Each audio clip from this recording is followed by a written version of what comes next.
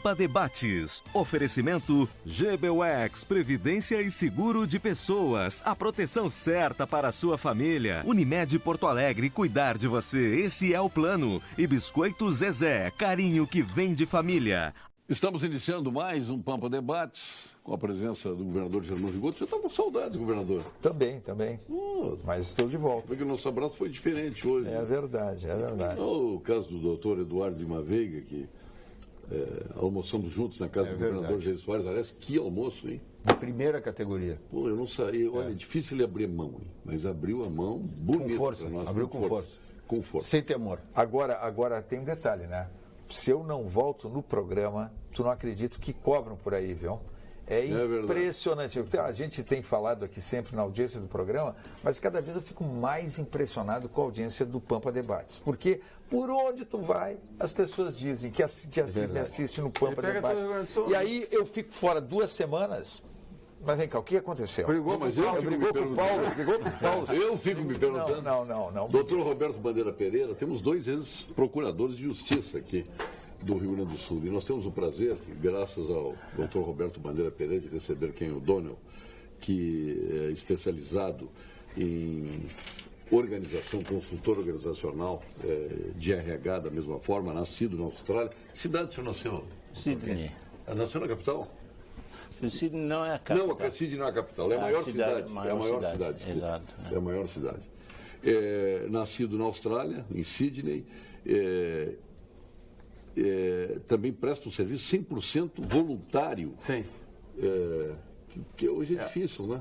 A organização Brahma Kumaris, ela tem World Spiritual University. Ela tem vinculação com a educação, de sentimentos de educação para a passa. Até pedir para o Ken depois dar uma palhinha para nós o que é a Brahma Kumaris. Nós estamos precisando da opinião dele para analisar esse contexto mundial que estamos vivendo. E é Senior Fellow da Oxford Leadership Academy, é isso, né? 15 livros editados, tratando de desenvolvimento pessoal e organizacional, em 9 idiomas. É uma maravilha, hein? E nós temos aqui também uma passagem sua por 5 continentes, trabalhando em 5 continentes. É uma experiência que merece ser vivida aqui. Eu conheço mais de 100 países. Mais de 100 países. E merece ser vivida por nós aqui. Então vamos beber da sua experiência. Já falamos do contexto de desenvolvimento pessoal e organizacional. E fala em situações complexas, mais complexas que essa situação que vive o Brasil, o mundo, não temos, né? E sempre dentro de uma perspectiva humanista, né? Que forja a sua atuação. Relações interpessoais no nível global, né? E tudo isto, né, voltado para indivíduos, equipes, figuras públicas e executivos, para trabalhar mais efetivamente. Eu fico me lembrando do Mensagem Garcia, que o senhor deve ter lido, né? Do Ebert, foi escrito em 1822, né? O artigo, no meu entender, mais atualizado de todos os tempos e o artigo que mais circulou no mundo até hoje. Mas seja bem-vindo. Muito obrigado. É um prazer estar com vocês. Eu estou honrado de ter uma mesa tão ilustre. Eu me sinto um pouco humilde. Nem diga isso. Todos vieram para te receber. Mas o Roberto lhe fez uma provocação para o senhor explicar um pouco da sua atuação. Da Brahma Kumaris, de forma sucinta. Bom, Brahma Kumaris é uma organização que foi criada por um empresário basicamente voltada ao estudo dos valores humanos e o desenvolvimento pessoal. E ele percebeu a necessidade, isso foi nos anos 30, de preparar as pessoas de outra maneira para o mundo complexo que estava para chegar, né? Que foi antes da Segunda Guerra e realmente as coisas foram de mal para pior depois disso, né? Praticamente. Foi que ano ele criou? Ele foi em 1936. 36.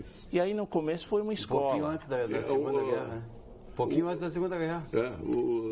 Em que local foi criado? E foi no estado da Índia, que agora é Paquistão, que é o estado de Sindh, que esse pessoal foi, depois da separação, foi muito brutal, né, tudo que aconteceu lá. Mas começou com uma escola e foi indo, esse espírito voluntário e de ajudar a sociedade de alguma forma, meio uma percepção mais universalista, porque as diferentes tradições são vistas como galhos da mesma árvore, então que galho que é melhor numa árvore? A Brahma Kumaris tem tentáculos em todo mundo?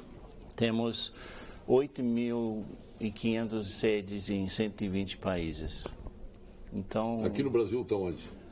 Temos em 40 lugares no Brasil. 40, inclusive em Porto Alegre. Porto Alegre temos. E aí tem uma sede física? Até em Porto Alegre são parceiros do Ministério Público, estabelecemos na gestão do Veiga, porque eles têm trabalho com a ONU, né, com a Unesco. Eu tinha, né? Mas, com a questão de vivendo agora, valores. Brahma Kumaris tem um trabalho desde os anos 80 como um consultor geral dentro da ONU, como uma ONG, né? Então nós temos um trabalho que oferece à sociedade workshops, seminários, cursos sobre melhorar sua forma de pensar, melhorar seus relacionamentos, melhorar sua autoestima, etc. E é um trabalho... Mas tem sede física aqui em Porto Alegre? Temos. Tem? Onde? Em Petrópolis. Em Petrópolis? É. Agora não me pergunte o endereço, eu não sei de cabeça. Mas estamos assim às ordens, né, que oferecemos, porque basicamente, olha, a situação do mundo está ruim. Mas não significa que eu também tenho que estar ruim, né? Então, eu sinceramente... O senhor ensina como estar bem numa situação ruim? O que é melhor? Você está bem numa situação ruim ou você está ruim numa situação ruim? O que é melhor? O melhor é estar bem numa situação boa. É isso que é o melhor, mas esse ainda... Onde é que você começa alguma mudança? Você não pode mudar alguma coisa sem... Se você não muda, você não mudou nada. Então, a ideia é o quê?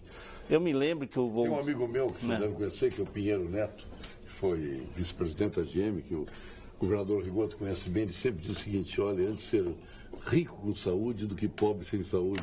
É a mesma coisa. Mas eu pergunto o seguinte aqui, é possível o sujeito se imunizar no ambiente hostil, ou seja, ele estar bem no meio da confusão?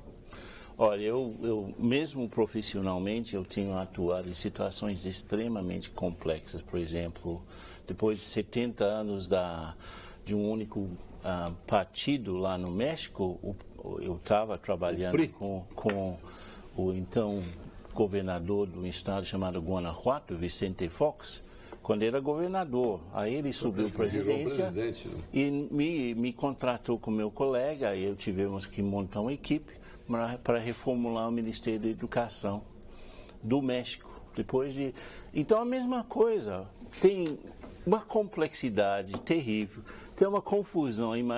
Você não pode imaginar um antro de corrupção depois de tantos anos de um único partido, um cabide de empregos, não sei quantos. Mas nós entramos lá e falamos para o presidente: olha, a gente não vai conseguir fazer muita coisa em um mandato, mas podemos plantar sementes. E o que aconteceu? Quais são as poucas coisas que podemos fazer? Começar pensando o que temos, não o que não temos. Começar o que pode dar uma nova vida, não pensar o que falta, o que está ruim, mas o que temos de fato e que poderia servir como um novo começo. Aí, quais são as poucas coisas que poderiam fazer a diferença? E aí acabamos trabalhando com os 20 mil pessoas que eram os executivos. Tem 450 mil funcionários do Ministério da Educação. Já imaginou isso? Então, o trabalho foi você descobrir o que você pode como indivíduo. Agora vamos organizar isso como um grupo. Aí vamos andando. Quantos livros o senhor tem editado? E a maior parte deles são livros motivacionais. Motivacionais é mais sobre você se conhecer, se lançar de uma forma positiva no contexto organizacional. A maior parte deles estão no contexto, como você pode. Mas a grande pergunta para um líder, por exemplo, as pessoas ficam mais felizes quando chegam ou quando você vai embora. Então, se você quer mudar, quais são as poucas coisas que fariam a diferença se você pudesse fazer? É mudar o foco. E que o problema não é o outro, eu tenho que ver o que eu posso fazer. O problema não é o governo, o problema não é o sistema, não é o mundo. Eu tenho que me ver. O que eu posso fazer nesse contexto? Isso agrega valor, mesmo que seja uma porcentagem mínima. O Roberto já tem o endereço aí da Brahma Kumaris aqui em Porto Alegre. Ver como é que é a questão dos telespectadores nos ouvindo lá. Já uma telespectadora me socorreu aqui, socorreu alguém.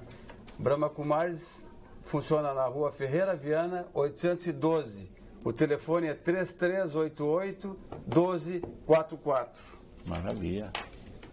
Sabe que é uma coisa interessante, eu vendo o Ken falando sobre isso tudo, e me lembro uma lição do professor Plauto Faraco de Azevedo, num dos livros dele, e ele falando sobre o mundo moderno e as angústias que ele veio trazendo para o homem. As modificações foram tão grandes num determinado momento que aquele dado posto, quer dizer, aquele local onde o homem nascia, uma certa relação que ele tinha de espaço, tempo, local, família, uma ligação que ele tinha com o divino, isso de um momento para outro foi se pulverizando e foi se perdendo, porque tudo isso foi sendo atacado ou desmanchado por uma sociedade em constante mutação.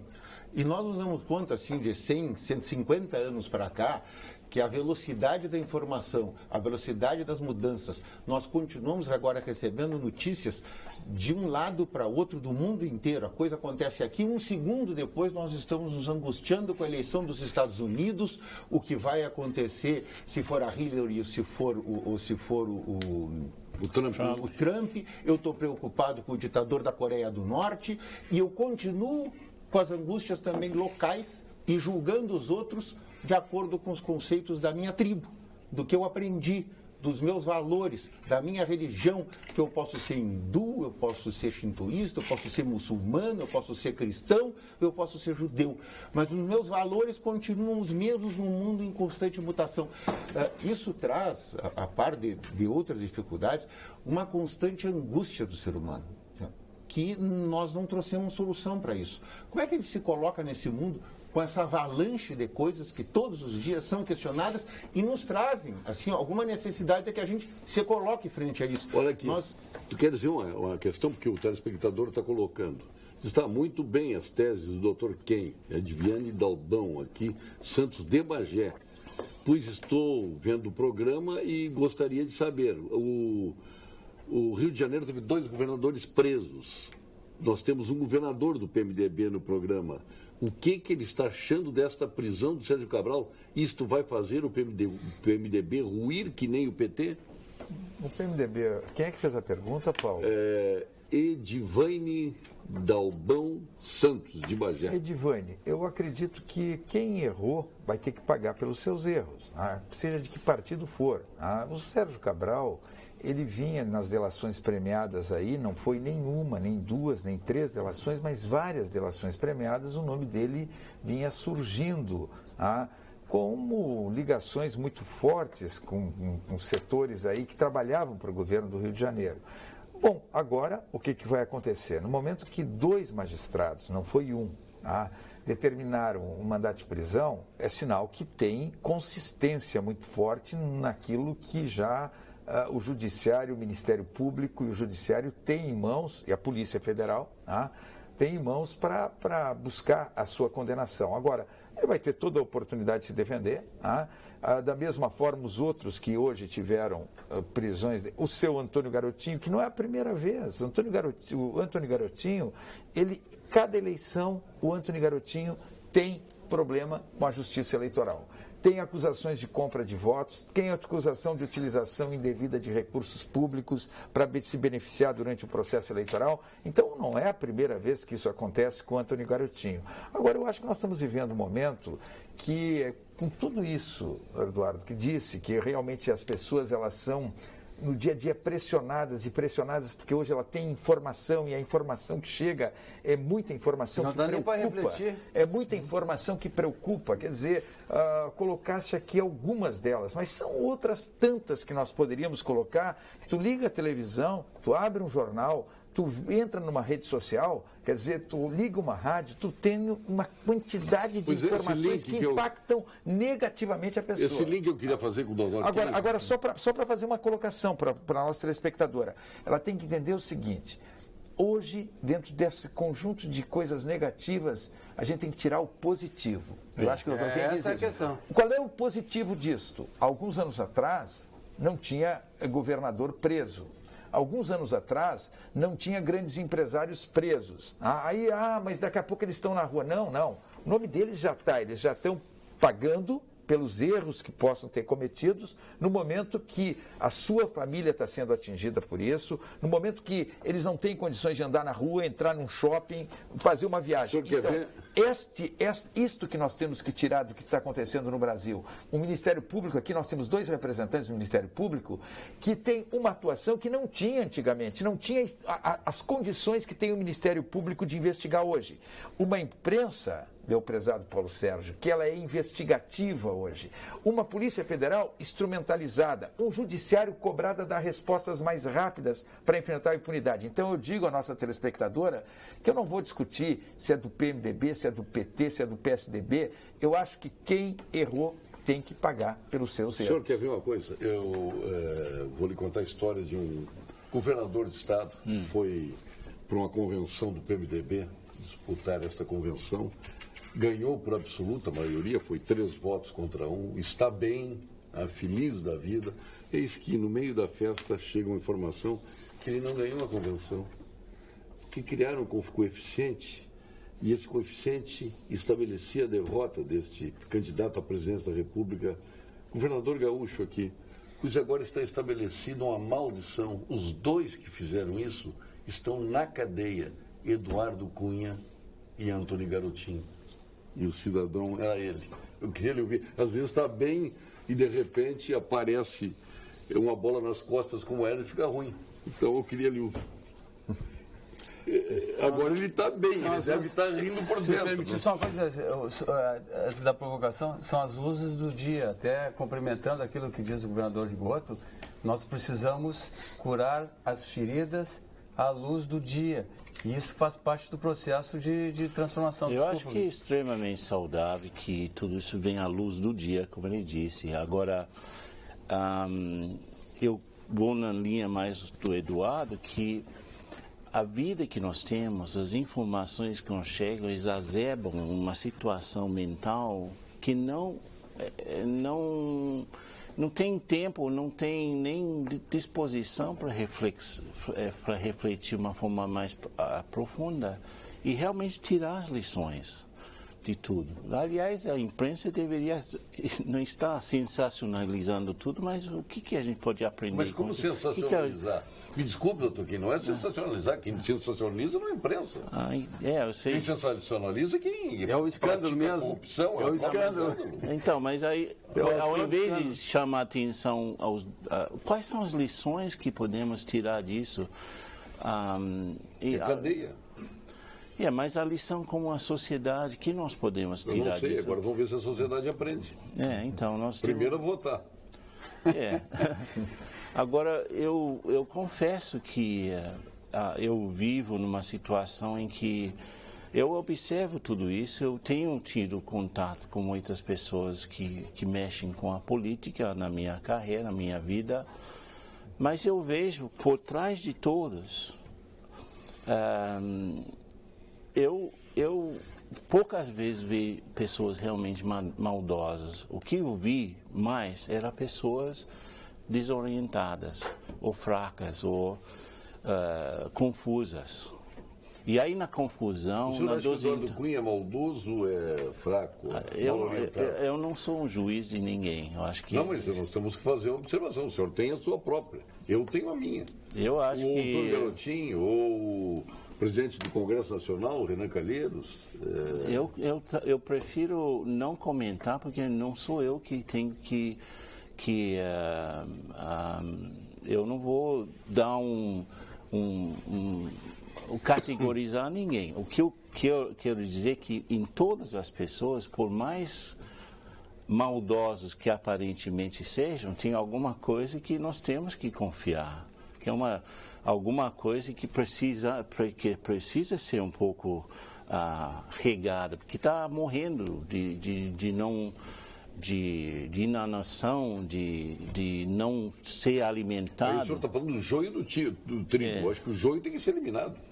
E o lugar, nesse caso, e comparando os políticos, esses que representam o joio, o lugar deles é na cadeia. Não, mas eu digo que dentro de cada um existe... Eu estou fazendo uma provocação, claro. Dentro de cada um existe joio e trigo, os dois. O cara não é totalmente joio nem totalmente trigo. Ele é possível de aprender, inclusive vai comprar a pena Eu prefiro até o último instante confiar, mesmo que tinha 1% de possibilidade de se levantar, eu prefiro apostar nesse 1%. Eu vou dar um exemplo. Aqui no Brasil, fui chamado para uma cidade em Santa Catarina por um colega que era dessa cidade. Ele disse, você pode ajudar a reinventar a cidade? Então nós chegamos lá, as casas nem eram pintadas, todos os filhos estavam fugindo, porque não tinha escola superior, não tinha hotel, e tinha uma cultivo de uva com terras orgânicas. E aí todo mundo estava culpando todo mundo, que a política local eram os responsáveis, a paróquia era responsável, o sindicato rural era responsável, todo mundo culpando todo mundo. E nós chegamos lá, ok, tudo bem, está acontecendo todas as desgraças, mas o que temos de fato para dar uma nova vida? O que temos que existe aqui nessa região que podemos fazer alguma coisa? Então, fizesse uma repactuação. Para reinventar a cidade. E aí descobrimos todas as coisas que tinha, mas ninguém estava vendo porque estavam perdidos nessa briga política, econômica, social. E aí nós fizemos o seguinte, reativamos uma linha de trem turístico ao lado de um rio do Peixe. Nós, através do Sebrae, começamos a fazer contato entre os produtores de uvas com o pessoal na Europa que compraria. Era uma área extremamente bonita, turisticamente falando.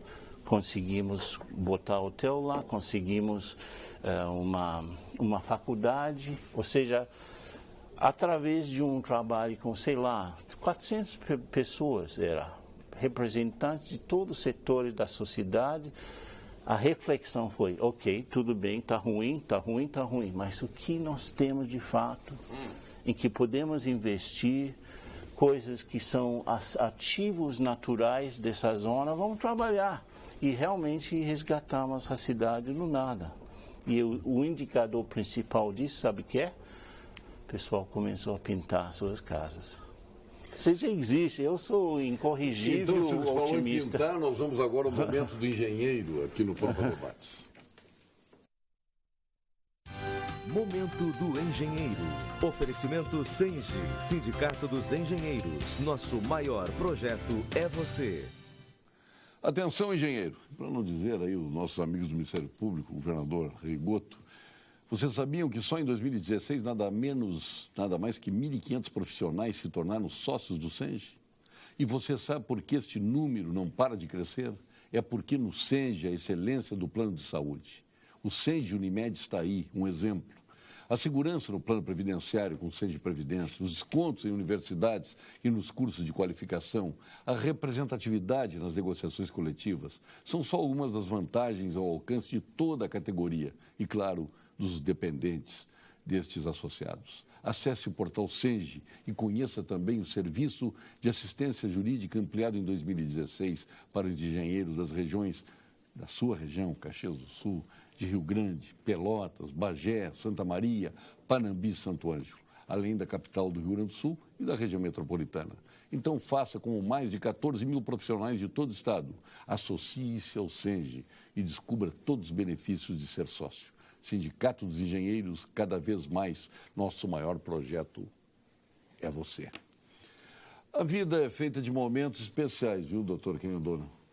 E estes momentos especiais são para você aproveitar ao máximo cada um deles. A Unicred oferece planos de seguro de vida que garantem sua tranquilidade, sempre. Converse com um dos gerentes e conheça as vantagens e todos os benefícios para proteger ainda mais você e a sua família. Seguro de vida Unicred. Valorizar a sua vida é o trabalho da Unimed. Aliás, está lembrando o telespectador aqui, o Grêmio ontem era infeliz, hoje já é feliz. Olha, o Grêmio conseguiu o efeito suspensivo e a final da Copa do Brasil está confirmada para a Arena no dia 30. Vamos, tricolor! O Marcelo Gomes de Novo Hamburgo, para a alegria dos gremistas aqui presentes e até dos torcedores do Caxias aqui presentes. Eu sou neutro. Né? Mas nessa questão de motivação, é claro que no momento difícil, a palavra de procurar tirar o máximo que tu pode dentro das dificuldades, dentro do momento que parece que tudo é contra, até para o investidor, por exemplo, essa questão da motivação. O Internacional, diferentemente do Grêmio, que está aí para disputar o título da Copa do Brasil e ainda chegar entre os 6 e se classificar para a Libertadores, o Internacional disputa hoje uma partida decisiva contra a Ponte Preta. E o que fez a direção do Internacional essa semana? Dedicou grande parte do tempo de preparação dos jogadores com um psicólogo, com pessoas motivadoras, com motivação. E é claro que é fundamental no momento de crise, no momento de dificuldade, no momento das pessoas estarem desiludidas com tudo, porque essa massa de informações negativas que se tem aí no dia a dia e dos problemas que são sérios, é claro que é muito importante a palavra que mostre que, apesar da dificuldade, tu tem alternativas que possam significar o vencer com mais facilidade em um momento difícil. Nós carregamos pensamentos e nós vamos vibrar na frequência do pensamento que carregarmos. Então, se eu posso decidir sobre um determinado objeto, se eu vou ver o lado bom ou o lado ruim, e levo comigo a consequência disso. Então, na verdade, quanta dificuldade um governador passa olhando para cima com a intempérie e passaste por isso em dificuldades de seca que davam gestão... que davam... 3 secas, uma gravíssima. Não, mas então, teve problema no governo, mas vem cá, mas São Pedro não ajudou. Então a questão é o que o sujeito faz na dificuldade? Ele tem que decidir olhar o lado positivo que tudo tem. Então, na verdade, eu vou carregar comigo na conformidade com a decisão. Se eu carregar comigo o sentimento do já perdeu antes de iniciar, então o que é a proposta? A proposta é tu decidir, olhar. Então, ouça aqui só um pouquinho. Vamos pegar esse telespectador, o Adriano aqui. Boa tarde. Quero ouvir o Dr. Ken O'Donnell. Esse tão falado fim do mundo, na opinião dele, estamos vivendo hoje. Isto aqui não é mais mundo de se viver, onde não se tem mais direito de sair tranquilamente na rua, a vida acabou. Viver trancafiado dentro de casa não é vida. Para finalizar meu comentário, não creio em nenhuma melhora daqui para frente, porque perdemos a guerra. Isso está visível e todo mundo sabe. Só resta lamentar, ao menos que o Dr. Ken tenha a solução milagrosa. Vamos ver o que? Milagreiro. Olha, é o seguinte, eu estive, quando aconteceu esse tsunami na Ásia 2004, 2005, eu estava com o presidente de uma grande empresa mundial e 200 presidentes do seu grupo ajudando as vítimas do tsunami em Sri Lanka, imagine.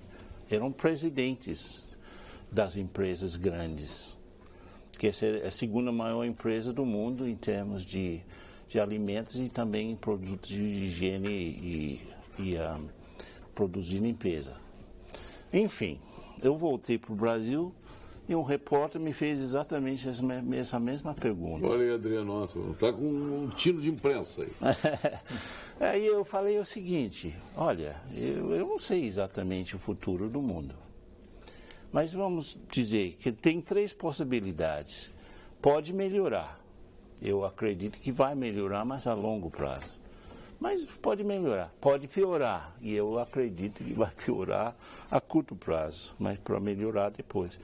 E pode ficar no mesmo. Tem 3 possibilidades. Eu falei, olha, se, independente do futuro do mundo, eu fizer o esforço para melhorar a minha relação com as pessoas mais próximas a mim, com o mundo à minha volta, onde em todas as minhas interações eu faço trabalho para ser um pouco melhor na minha forma de agir, eu estarei mais preparado para enfrentar um futuro pior que uma pessoa que não faz absolutamente nada. Segundo, se o futuro for melhor, também estarei mais preparado para abraçar esse futuro melhor que uma pessoa que fica sentada sem fazer nada. E se eu fizer o esforço para melhorar minha relação com as pessoas à minha volta, no trabalho, em casa, na rua, no supermercado, no banco, e fizer um trabalho comigo para melhorar minhas atitudes, eu não vou perder. Independente do futuro ser pior ou melhor, eu saio ganhando. Então não tenho nada a perder se eu melhorar. Oswaldino, de Caxias do Sul, boa tarde, parabéns pelo programa, que exemplo. E estes exemplos não deveriam ser para todos? E eu pergunto ao governador Germano Rigoto, não seria melhor todos, um por todos e todos pela coletividade? Isto melhoraria o nosso Estado? Com toda a sua experiência, governador Germano Rigoto. Oswaldino, seu conterrâneo de Caxias. Oswaldino, eu acho que tem atitudes corretas e atitudes incorretas dentro da crise. Te dou um exemplo. O fato de tu ter uma discussão, por exemplo, dos estudantes na busca de melhorar o projeto de modificações do ensino médio. Excelente. Eu acho que o universitário, o estudante de ensino médio, ele tem que participar em todas as proposições que signifiquem mudanças no ensino no Brasil. Aí tem que discutir, tem que debater. Qual é a atitude errada? O vandalismo. Qual é a atitude errada dentro disso? É o impedir que pessoas que querem entrar dentro de uma escola, dentro de uma universidade, não tenham acesso e não tenham condições de ingressar na escola, na universidade. Quer dizer, essa é a atitude errada. A atitude certa é participar, é mobilizar, é pressionar, é tentar influenciar que o projeto que está em discussão seja alterado. Outra, vamos lá, atitude certa e atitude errada dentro da crise. Atitude certa é ir para a rua, como foram milhões e milhões de pessoas, pedir o fim da impunidade, e isto influenciou o Ministério Público, influenciou o Judiciário, influenciou a Polícia Federal, influenciou a imprensa, aquela quantidade de gente que foi para a rua em 2012, e que essa mobilização, por mais que ela tenha tido um refluxo, ela não parou. Qual é a atitude certa? E fazer isso, pressionar, se mobilizar, dizer o que está errado, como teria que mudar. Qual é a atitude errada? Fazer o que fizeram um bando de, não sei qual é o termo que eu poderia utilizar, de anarquistas. Moleques. Não é moleques, aquilo não é moleque, que foram para dentro da Câmara Federal ontem, pedir o fechamento político. Por favor, sabe o que significa um fechamento político? Fechamento político, um processo de fechamento, de retrocesso em termos de democracia, significa a perda de liberdade de uma imprensa de informar, de até as instituições trabalharem corretamente no sentido de encontrarem caminhos que levem à correção da desesperança. Então as pessoas irem para dentro de um Congresso Nacional, impedirem a Câmara Federal de trabalhar com atitudes violentas e, segundo, defendendo um fechamento político, quer dizer, indo contra a própria democracia, essa é a atitude incorreta. Então, dentro da crise, eu acredito que nós temos que procurar ver o que cada um pode fazer para melhorar o quadro. E melhorar o quadro é pressionar quem tem que decidir. Melhorar o quadro é fazer com que as sugestões sejam apresentadas. É um momento de solidariedade, de sentar em coletivo e achar a solução e não potencializar uma situação. Vamos agora à boa notícia para o Conselho de Arquitetura e Urbanismo do Rio Grande do Sul, o CAL-RS. A boa notícia do dia. Oferecimento CAL-RS, Conselho de Arquitetura e Urbanismo do Rio Grande do Sul. O Grande Prêmio da Arquitetura Corporativa é uma das maiores premiações da América Latina. Nesta 13ª edição, foram 1.200 trabalhos inscritos, 4 projetos aqui do Rio Grande do Sul de diferentes cidades. Foram eleitos algumas cidades como Porto Alegre, Canoas, Novo Hamburgo e Xangri-Lá. Os trabalhos se destacam pelo design diferenciado, com traços inovadores, contemporâneos e criativos. A arquitetura do Rio Grande do Sul está de parabéns. E vamos agora ao momento saúde com o nosso querido Dr. Gilberto Schwartzman, PhD em Oncologia, titular do Clínicas, do Ernesto Ornelis, sócio fundador do Instituto Oncológico Kaplan, o mais jovem membro da Academia Brasileira de Medicina e vice-presidente da Academia Gaúcha. Dr. Gilberto. Boa noite, eu sou o professor Gilberto Schwartzman, sou especialista em Oncologia. Alguns dos senhores poderão dizer, mas esse professor Schwartzman é otimista demais. Ele tem falado sobre câncer com um olhar de felicidade. De onde é que vem esse otimismo, não é mesmo? Os senhores e senhoras não têm ideia de como o tratamento do câncer tem avançado nas últimas décadas. Hoje, a medicina aprendeu a separar melhor os tipos mais ou menos agressivos de câncer, oferecendo tratamentos mais adequados para cada pessoa em particular. Quando eu me formei em medicina, por exemplo, as leucemias e linfomas eram tumores fatais na maioria dos casos. O câncer do testículo, que atinge sobretudo adultos jovens, entre 20 e 40 anos, era quase uma sentença de morte. Pois esses tumores hoje são altamente curáveis. E as coisas estão melhorando também para os demais tipos de câncer. Há tratamentos hoje eficazes e disponíveis para a maioria dos tipos de câncer que eram considerados muito difíceis no passado, como câncer de intestino, estômago ou mesmo pâncreas. Converse sobre isso com o seu médico. Grande doutor Gilberto Schwartzman, como vendo aqui o doutor Canhadoro. Agora eu quero dizer o seguinte, nessa crise toda está vindo o pacotão do governo do Estado, aí eu de antemão conheço alguns, redução de secretarias para 15 secretarias, vai extirpar metade das fundações aqui do Estado, vai mexer em várias áreas, vai pedir plebiscito para privatizar 13 empresas, uma mexida geral que vai atingir o Judiciário e o Ministério Público, hein? Esperem. Então o governador está realmente agora tomando, todo mundo cobrava, não tomou decisão, está frouxo, e agora ele vai para a guerra, para o embate, vai dar movimentação para caramba, nós teremos aí, por certo, os corporativismos se mexendo, né, e vão ser momentos de extrema dificuldade. Mas eu estou na linha, doutor Canhadoro, que vão fazer desse limão uma limonada aí. Mas sobre isso, pegando uma carona e chegando já nessa tua última, pegando nas duas últimas perguntas e nas duas últimas respostas do Ken e do governador, eu me lembrei, especialmente quando Ken estava dizendo do nosso círculo próximo, e como nós temos que nos relacionar, de uma lição do professor Boaventura de Souza Santos. O professor Boaventura diz que a nossa relação se estabelece em dois níveis, que ele chama de horizontal e vertical. O vertical é a nossa relação com o Estado ou com o governo. E a horizontal é a nossa relação com a comunidade. É como nós nos relacionamos com os outros aqui. Nosso censo, como eu me relaciono em Petrópolis, em Porto Alegre, com o Rio Grande do Sul, com as pessoas que eu convivo, meu local de trabalho, com tudo isso. E ele diz que essas duas relações se retroalimentam. A confiança que eu tenho nas pessoas e a forma com a qual eu lido com a minha comunidade e a confiança que eu tenho e a relação com a qual eu lido com o meu governo, com o meu Estado, uma relação fortalece a da outra ou enfraquece a outra. Essas duas formas de lidar é que elas vão determinando como a gente se porta e como as coisas vão se conduzindo. Então, eu vou ao princípio para dizer que a minha atitude pessoal em relação a isso influencia a atitude pessoal das outras e influencia a atitude do governo ao qual eu estou submetido. Então, a minha atitude pessoal é importantíssima nisso.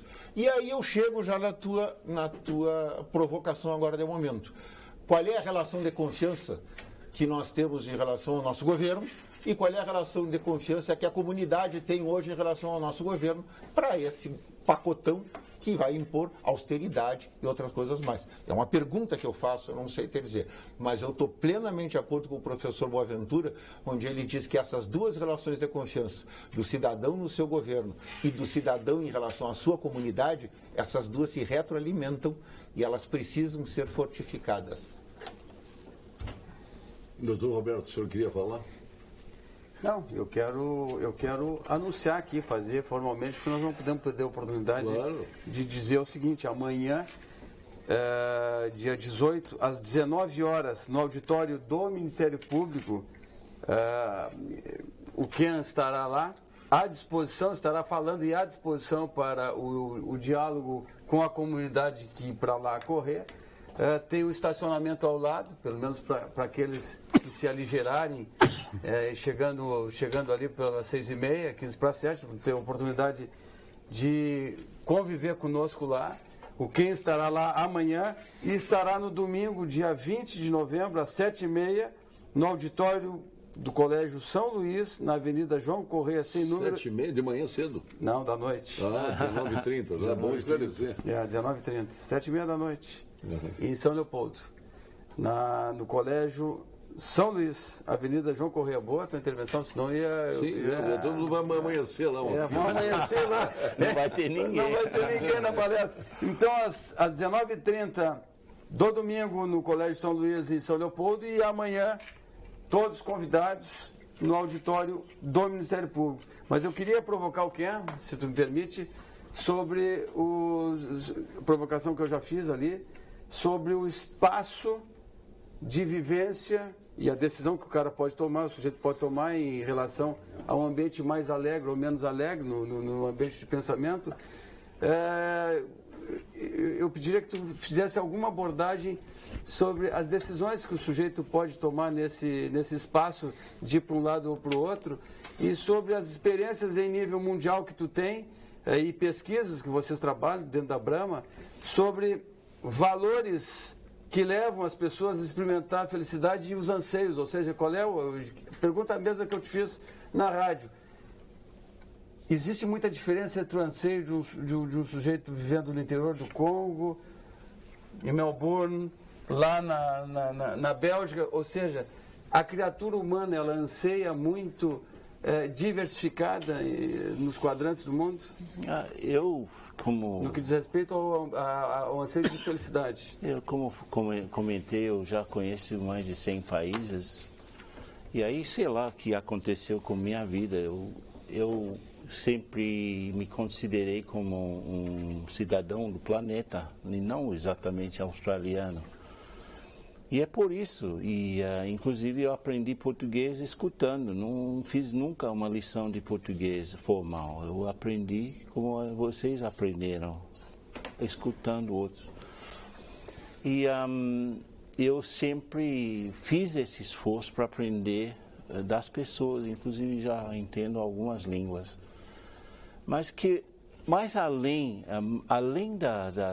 dos idiomas e além das diferenças culturais, além das diferenças de crença, você vê seres humanos muito parecidos, né? Que se você eliminasse as línguas, né, por exemplo, seríamos muito parecidos, né? Teríamos fome igual, sentiríamos raiva igual. A mãe que perde o filho em Afeganistão e sente igual uma mãe que perde o filho nos Estados Unidos. E eu já fiz essa pergunta para os mais diversos públicos. Você pode imaginar, vendedores na Argentina, escoteiros nos Estados Unidos, cientistas na Grécia, estudantes de MBA em Dubai. Essa mesma pergunta: o que é importante numa boa relação entre seres humanos? Sabe o que dizem? Mesma coisa que vocês diriam: respeito, boa comunicação, saber escutar, confiança. Ou seja, as respostas são idênticas, independente da religião, independente da tradição, independente da cultura. Agora, existem nuances diferentes. Mas aquilo que brota do ser humano sem a sua face, sua cor, seu gênero, sua cultura, é muito parecido. E aí alguns ficam muito frustrados na busca dessa similitude e outros ficam exacerbados porque não entendem essa diferença. O senhor acha que as liberdades são fundamentais para o ser humano? Sim. Liberdades dentro de uma estrutura, né? Liberdade total, não, em termos, porque nós temos responsabilidades. Mas o senhor acha que para determinadas castas sociais a liberdade é importante? Por exemplo, eu tinha saído com o desembargador Caníbal de barco na Ilha do Guaíba, uma ilha lotada de lixo, entulhada de lixo, montanha de lixo. E uma criança pelada, tipo aquelas que têm a barriguinha barriga d'água de subnutrida, pelada no meio do lixo, em plena Porto Alegre, quase no centro de Porto Alegre, do outro lado do Guaíba. O senhor acha que uma pessoa dessa é importante, Liberdade? Aqui, nessa situação, eu vejo que deveria haver uma ajuda para ele sentir-se um pouco melhor. Claro. Sim, não pode simplesmente... Mas tudo que não há. Nós somos, como um todo, responsáveis por uma situação assim. Poderia ser um de nós ali. Pode ser. Poderia Agora, ser. se você pergunta quem é responsável pelo aquecimento global, todos temos que levantar a mão. Não tem aquecimento global. Aqui não, tem. Isso não existe, isso é coisa da China. Essa é coisa do Trump. Você é trumpista. Não, mas aí... Donald Trump diz que não tem aquecimento global, isso é coisa de cara tá doido. Mas existe, tudo bem. Mas é um doido. Quem é responsável pelas coisas muito... Nós temos uma responsabilidade coletiva, então qualquer liberdade tem que ser condicionada, os direitos têm que ser condicionados pelo exercício de responsabilidades. Então, tem um simbiose entre você exercer direitos e você ser responsável. Então, nós temos que assumir responsabilidades para que possamos ser mais livres. Eu entendo assim. É que também, né, Paulo, a gente precisa se dar conta que o exercício de algumas liberdades depende de alguns pré-requisitos. Quer dizer, a liberdade é importante, vamos pegar o exemplo que tu deste para aquele menino, para o menino esse, ou para os pais daquele menino, mas nós temos que saber, os pais daquele menino têm condições intelectuais de entender a situação na qual eles vivem, eles têm condições intelectuais de saber as privações ou a situação ao qual estão submetendo o filho deles. Quer dizer, se a pessoa, qualquer exercício de qualquer direito... A liberdade é importante para nós, doutor Eduardo. Para nós ela é importante. Deixa eu chegar lá. Para determinadas causas... Para qualquer liberdade, para o exercício de qualquer direito, é preciso que a pessoa tenha compreensão e tenha preenchido os pré-requisitos para o exercício daquele direito. Nós estamos falando de liberdade de ir e vir, liberdade de escolha. Liberdade de ir e vir é simplesmente eu me locomover. Isso é importante para qualquer um. Eu preciso ter liberdade de escolha. Mas para que eu tenha liberdade de escolha, eu tenho que estar intelectualmente preparado para entender a escolha que eu vou fazer. Se eu vou escolher entre A e B. Cada exercício de cada liberdade, ou cada exercício de cada direito, pressupõe que a pessoa esteja intelectualmente preparada para a responsabilidade de paternidade e maternidade direta dos pais, ela é também da sociedade. Roberto, a sociedade tem a paternidade. Mas era isto que eu ia colocar. Se o pai e a mãe daquela criança tem a liberdade, tem que ter a liberdade de definir que vai ter um filho, vai ter 2 filhos, vai ter 3 filhos, a sociedade e o poder público, não é só o poder público, a sociedade, as ONGs, têm a obrigação de ajudar no planejamento familiar. Tá? Quer dizer, coisa que hoje no Brasil é quase tabu para alguns setores falar em planejamento familiar, seria algo que teria que envolver não o poder público apenas, mas pessoas que podem ajudar. Aquele pai daquela criança, barrigudinha, no meio do lixo, aquela mãe, de ela ser conscientizada antes de pensar em ter 1, 2, 3, 4 filhos, o que representa ela ter esses 4 filhos sem ter condições efetivas de educá-los, de criá-los. Então, essa questão, por exemplo, do planejamento familiar, que hoje tu tens um tabu, principalmente a igreja hoje coloca... Planejamento da educação. Coloca barreiras a isso, a discussão do tema. Eu não vejo outra saída do que caminhar. Agora, tu dizer que aquele pai, aquela mãe não tem a liberdade de procriar, eles não podem ter a liberdade de definir se vão ter um filho ou não, claro que tu não pode tirar essa liberdade deles. A liberdade eles têm. A sociedade e cada um...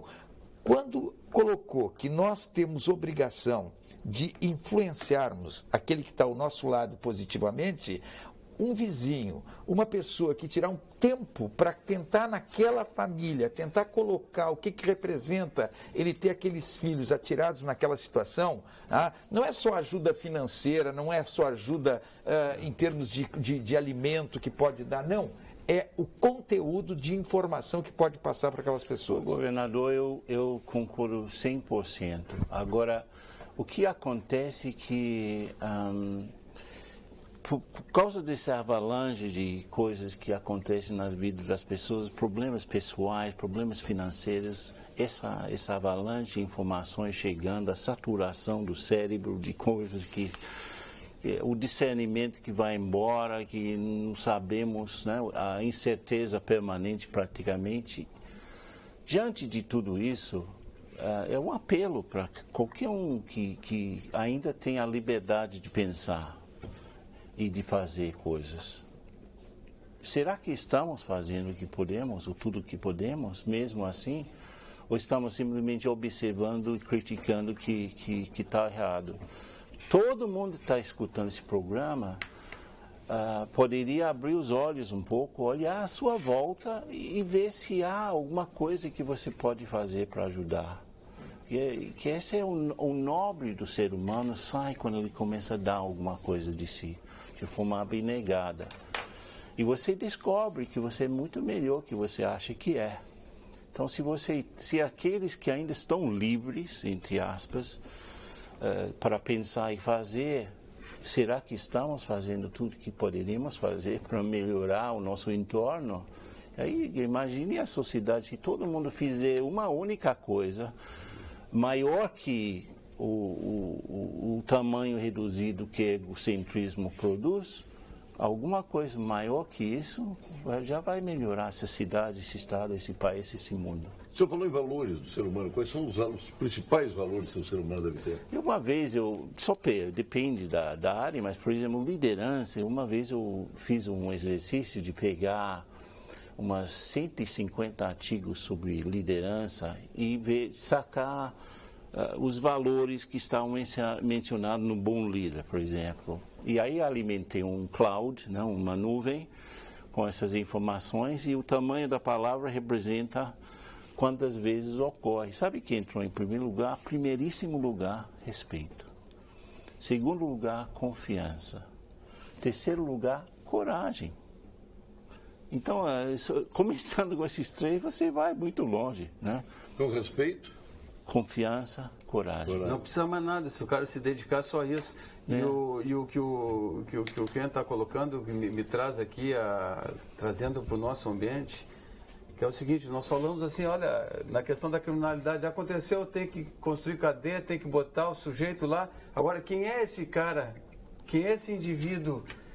E que eu não estou defendendo nada diferente do que a gente está fazendo. Nós estamos fazendo o nosso papel lá na atividade criminal. Mas quem é esse sujeito que vem com uma arma na mão espolhar o sujeito numa esquina? Ele é um filho da mesma sociedade em que eu convivo. Ou seja, a sociedade largou ele de mão, ele vai vir cobrar a conta. Então, na verdade, a questão dessa responsabilidade social da comunidade, quer dizer, a paternidade e maternidade é um compromisso mais direto, mas a sociedade como um todo tem compromisso de paternidade e de maternidade sobre seus filhos. Aquele que deixar de lado, ele vai vir cobrar conta. Agora não está entrando em campo a Carol Portalupi, está entrando a Vera Armando em campo, né? Hein? É craque, né? Essa é craque. Duas são craques. Nós vamos agora ao ponto final com o Gimo e Fascinante.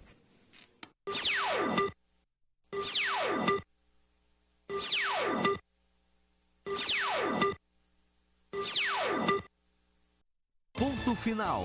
Oferecimento Produtos Gimo, qualidade comprovada. Doutor Eduardo de Maveiga, seu ponto final.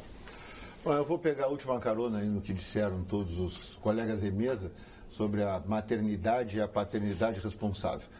Independentemente de qualquer outro meio que se possa cogitar em algum momento, de qualquer espécie de educação nessa área, só há uma forma de se tratar o assunto, educando essas famílias. O Rio Grande do Sul já tem uma população decrescente e isso foi graças, em algum momento, à educação que o seu povo recebeu. Uma família bem educada, naturalmente, vai ter menos filhos, porque isso é uma questão de bom senso e racional.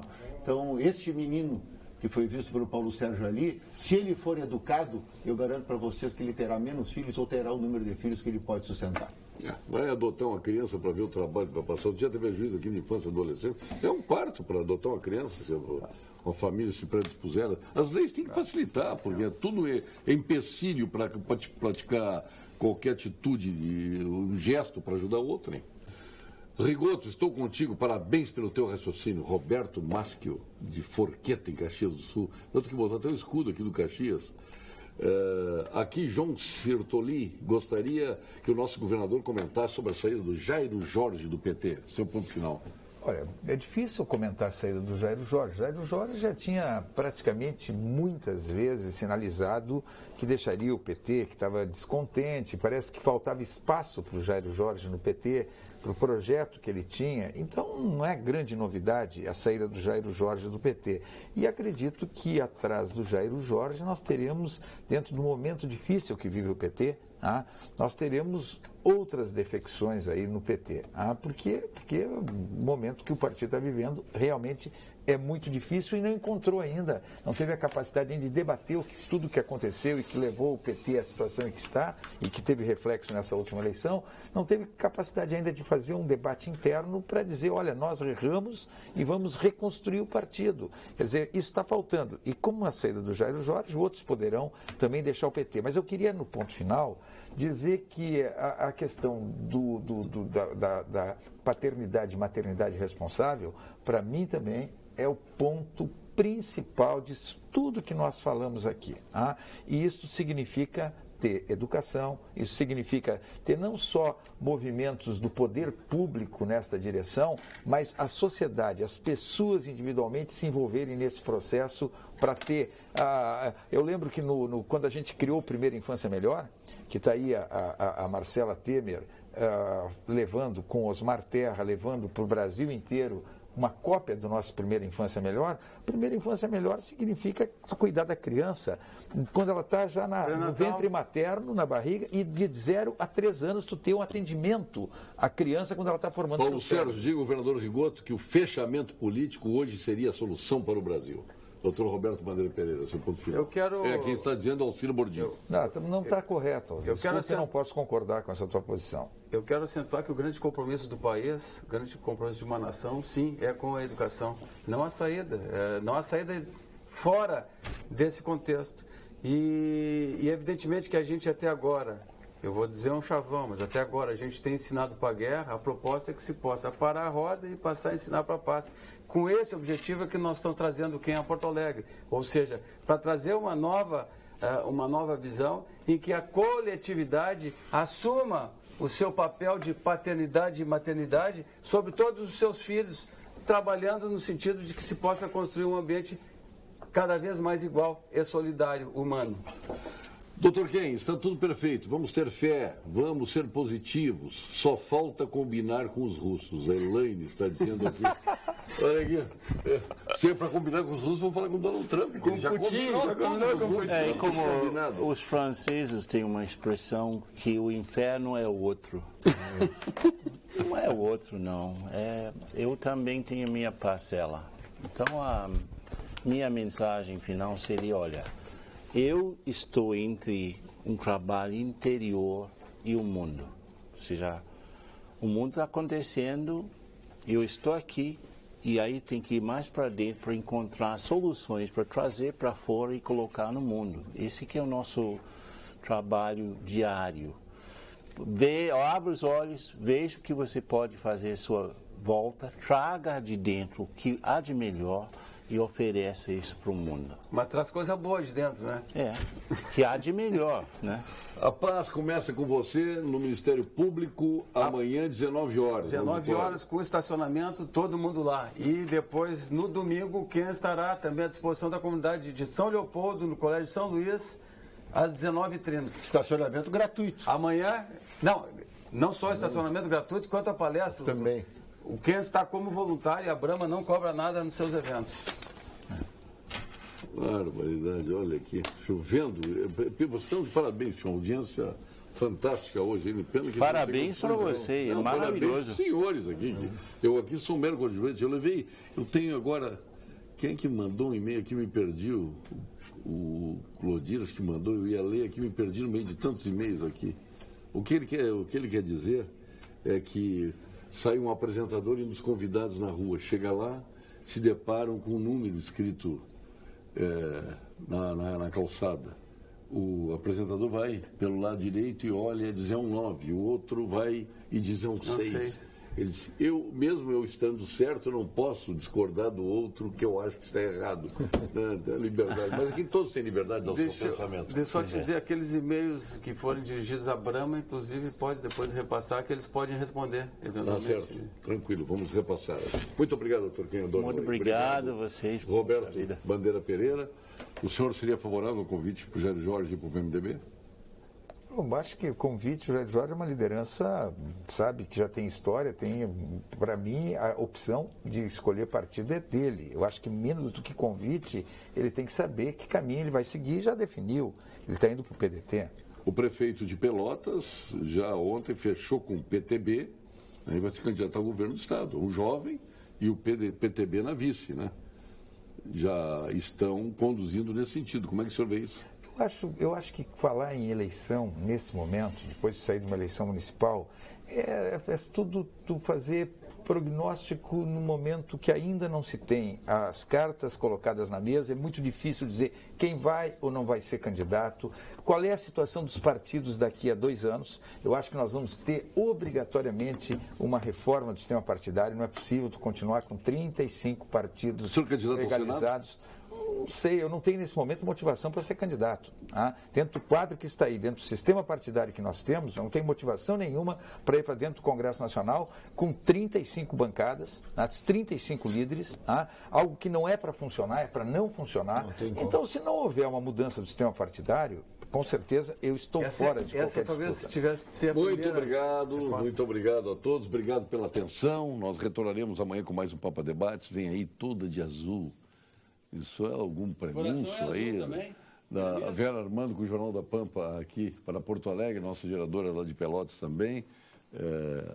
Também teremos nossos colegas lá em Carazinho, Passo Fundo e 106 retransmissoras espalhadas por este Rio Grande de Deus. Obrigado, boa noite.